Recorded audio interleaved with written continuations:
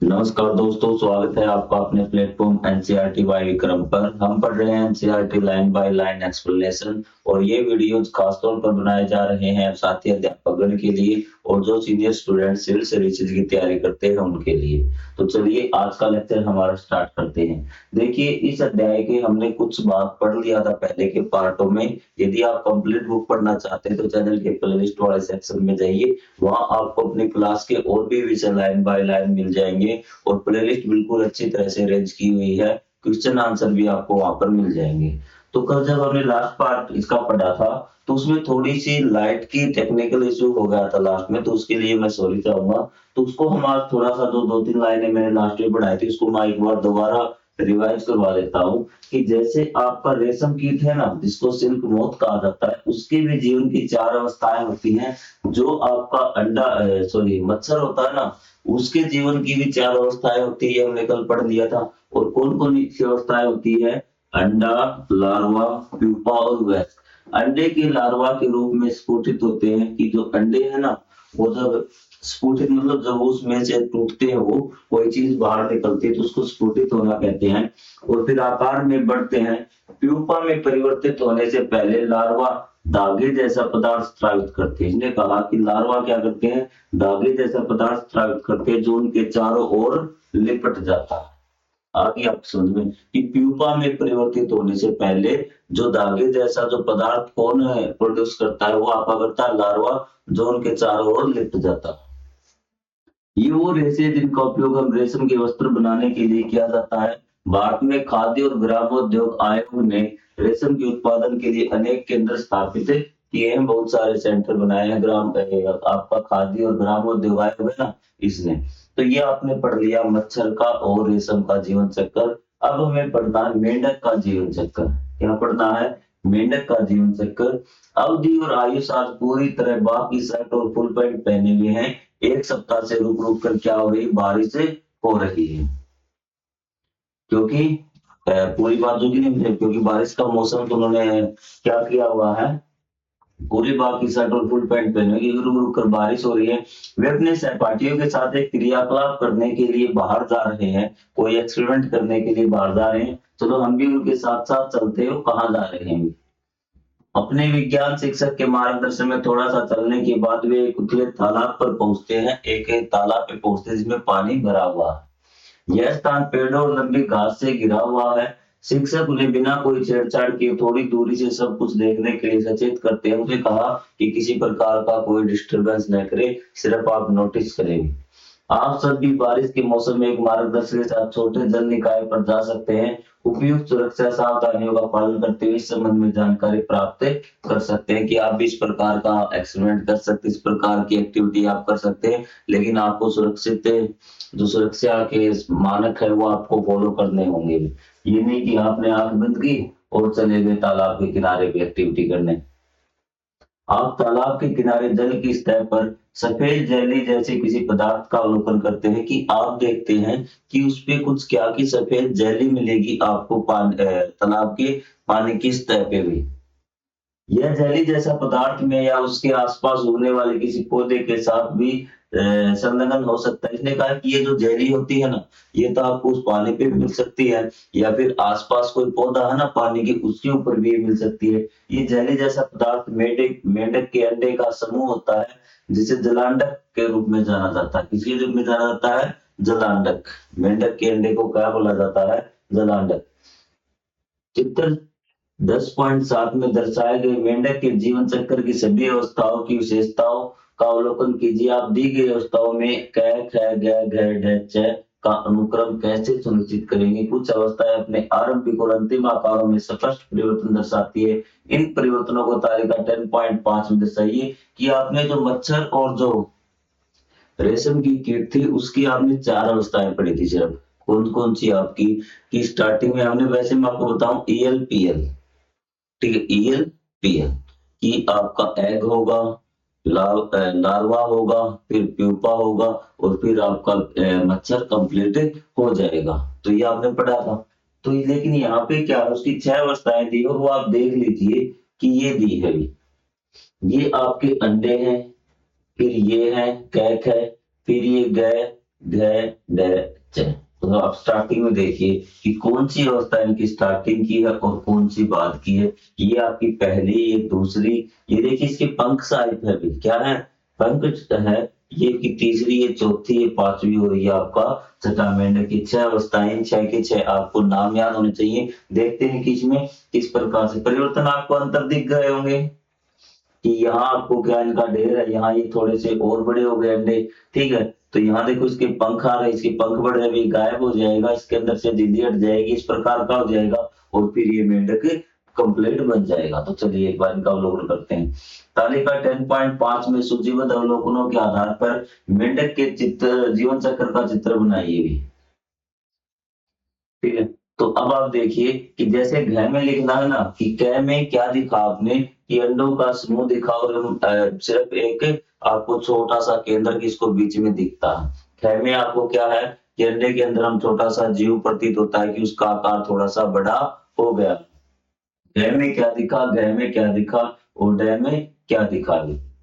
कुछ अवस्थाएं एक साथ रखी गई, जैसे 7 पॉइंट कैम और चय की अवस्थाओं को अवस्था 1 में रखा गया है। आपको मेंढक के जीवन चक्र में 7 अवस्थाएं मिलेंगी। तो हमने क्या कर दिया कि दो जो अवस्थाएं थी ना उसको एक में हमने शामिल कर दिया। तो मेंढक की भी जीवन की अवस्थाएं हमने 4 बना ली। वो 4 अवस्थाएं कौन कौन सी, वो देखिए आप पहले मेंढक के जीवन की 4 अवस्थाएं। वो आपकी पहला है अंडावस्था। क्या है, अंडावस्था की स्टार्टिंग में जीवन में क्या आएगा, अंडा आएगा जो भ्रूण अवस्था में प्रतीत होती है। तो दूसरा आपका टेडपोल अवस्था, क्या है, टेडपोल की अवस्था होती है जिसमें पहले पूंछ युक्त और पैर विहीन प्रारंभिक अवस्था और पीछे के पैरों सहित बांध की अवस्था होती है, ठीक है।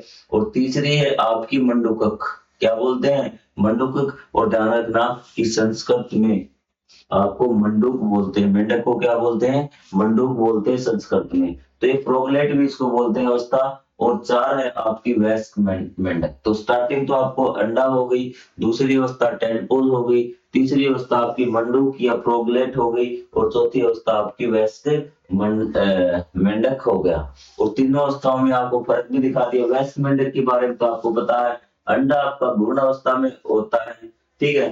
टेडपोल अवस्था जिसमें पहले पूंछ युक्त तथा पैर विहीन प्रारंभिक अवस्था, जैसे मछली टाइप देखी थी ना, अब आपको तीनों और चारों अवस्थाओं के बारे में पता लग जाएगा। तो ये देखिए जो हमने देखा था ये पहली अवस्था है, क्या है ये, पहली अवस्था, ठीक है। और इसको भी हमने क्या पहली अवस्था में ही रख दिया है इन दोनों को कि अवस्था 1 है भ्रूण, क्या बन चुका है इनके अंदर, भ्रूण बन चुका है। तो ये आपकी पहली अवस्था में आ गई। फिर ये अवस्था 2 पूंछ के साथ टेडपोल, ये आपका पूंछ हो गया, ठीक है। और ये भी अवस्था 2 में ये कि इसके पैर निकलने लगे, क्या निकलने लगे, वो वही वाले डायग्राम है ऊपर वाले उनको दिखा रहा हूँ। इसमें पैर निकलने लगे और ये दोनों आपके क्या हो गए, टेडपोल अवस्था हो गई। कौन सी अवस्था हो गई, टेडपोल।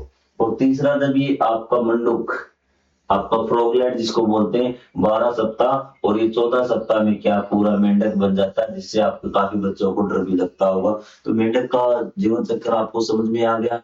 पहला आपको अंडे हैं, दूसरे आपके क्या है, टेडपोल है, तीसरा आपका मंडूक या प्रोगलैट जिसको बोलते हैं और चौथा आपका वयस्क मेंढक है भी। तो ये चारों अवस्थाएं आपको याद रखनी है कि कई बार क्वेश्चन में पूछ लेता है कि मेंढक के जीवन चक्र के बारे में लिखिए। तो मेंढक के जीवन चक्र की आपको चारों अवस्थाएं लिखनी पड़ेगी और ये लिखना पड़ेगा कि दूसरी अवस्था में क्या चीजें होती हैं, तीसरी में क्या होती हैं और पहली अवस्था में क्या होता है। पहली अवस्था में तो भ्रूण अवस्था में होता है, दूसरी अवस्था में कि उसकी पूंछ आ जाती है और आगे के पैर निकल आते हैं, ये आपके टेडपोल अवस्था में होता है। कई बच्चे का टेडपोल में मंडूक को बता देते हैं कि 12 सप्ताह या 8 से 10 सप्ताह के बीच में होता है। मेंढक के ये अंडे अन्य अंडों से किस प्रकार भिन्न है, जो अपने पहले कभी देखे हैं कि अंडे किस प्रकार से भिन्न है भी। कौन सी अवस्था की अवधि सबसे कम होती है, आप देख लीजिए कि जो आपका ये 3-4 दिन है ना, ये अंडों की अवस्था है, ये सबसे कम होती है, 3-4 दिन की ही अवस्था होती है। बाद में सीधे क्या बन जाते हैं, आपके टेडपोल बन जाते हैं 1 हफ्ते के अंदर। क्या मेंढक के जीवन चक्र विभिन्न अवस्थाओं के दौरान उनके आवास में कोई परिवर्तन होता है, बिल्कुल उनके रहने स्थान स्टार्टिंग में पानी के ऊपर तैरते रहते, जब वो आपके टेडपोल बनते हैं वो क्या बनते हैं कि वो पानी के अंदर रहते हैं, जब वो पूरा मेंढक बन जाते हैं पानी के बाहर भी रह सकते हैं। चित्र 10.8 का अवलोकन कीजिए। क्या आप देखेंगे टेडपोल के पिछले पैर विकसित हो गए, किंतु फिर भी उनकी पूंछ है। पूंछ उन्हें जल में तैरने में सहायता करती। धीरे धीरे टेडपोल छोटे मंडप की तरह दिखने लगते, जिन्हें मंडूक कहते हैं। अब वे भी जल में रहते, लेकिन कुछ समय पर थल पर विभिन्न बिताना आरंभ कर देते हैं। वे बड़े हो जाते, उनकी पूंछ पूर्णतः लुप्त हो जाती है। कि मेंढक का जब टेडपोल आकार में था दूसरी अवस्था में, तो क्या उनकी पूंछ भी होती है और पैर भी होते हैं। तो पूंछ क्या करती है? पूंछ उन्हें पानी में तैरने में सहायता करती है। उनकी पूंछ जब वो बड़े होते हैं तो उनकी पूंछ पूरी तरह गायब हो जाती है। उनके पैर बलवान हो जाते हैं, जिससे उन्हें कूद कर स्थल पर आने में सहायता मिलती है। पूर्ण विकसित वयस्क मेंढक बनने पर वे जल और थल दोनों में रह सकते हैं। आपके विचार से क्या पक्षी भी जीवन चक्र की विभिन्न अवस्थाओं के महत्वपूर्ण परिवर्तन को प्रदर्शित करते हैं? कि क्या पक्षियों में भी विभिन्न प्रकार की अवस्थाएं आती, जैसे हमने मेंढक में पढ़ी, मच्छर में पढ़ी, रेशम कीट में पढ़ी। सभी जीव जंतु क्या है आपके अलग अलग अवस्थाओं में आते हैं, चाहे वो कोई भी जीव हो। जंतुओं का जीवन चक्र पौधों के जीवन चक्र से किस प्रकार भिन्न है? पौधे और जंतु सजीव जगत का एक भाग है। कि सभी वो क्या है? सजीव चीजें। वे अपने जीवन काल में अनेक परिवर्तन से गुजरते हैं। हमने सीखा है कि एक छोटा पौधा वृद्धि कर एक बड़े वृक्ष में विकसित हो जाता है। हमने यह भी जाना कि जंतु किस प्रकार वृद्धि करते हैं और बच्चे में से वयस्क में परिवर्तित होते हैं। प्रत्येक जंतु की यह यात्रा भिन्न होती है कि अलग अलग प्रकार से वो अपना जो यात्रा है वो भिन्न तरीके से करता है।